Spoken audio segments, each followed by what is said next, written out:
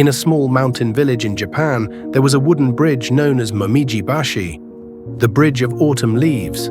It was old, built by hand many decades ago, and during autumn, red and golden leaves would fall across its surface, turning it into something from a painting. At one end of the bridge lived Haru, an elderly carpenter. His hands were rough from a lifetime of work, but his eyes were kind. On the other side lived Aiko, a little girl who had lost her parents in an accident. She now lived with her grandmother. Haru and Aiko became unlikely friends. Every morning, Aiko would cross the bridge on her way to school, and Haru would greet her with a warm smile and a small carved toy. Sometimes a wooden bird, sometimes a flower. She would always giggle, bow, and run along.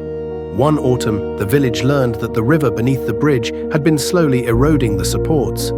A great storm was coming, and the mayor decided the bridge should be closed and eventually demolished. The villagers agreed, except Haru. "This bridge has carried our footsteps for generations," he said.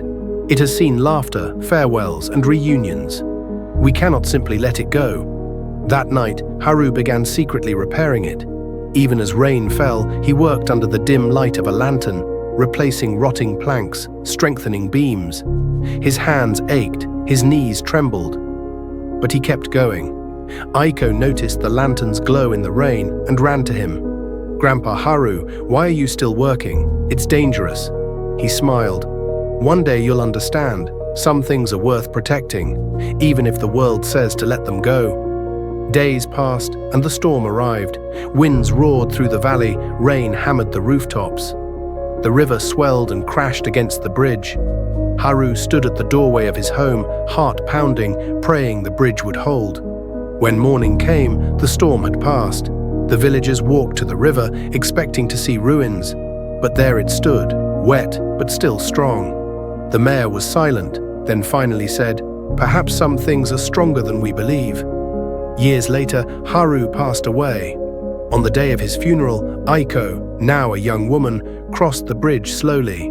In her hands, she held the last gift he had ever made for her, a small wooden leaf, carved with the words, "For when I am gone, but still here."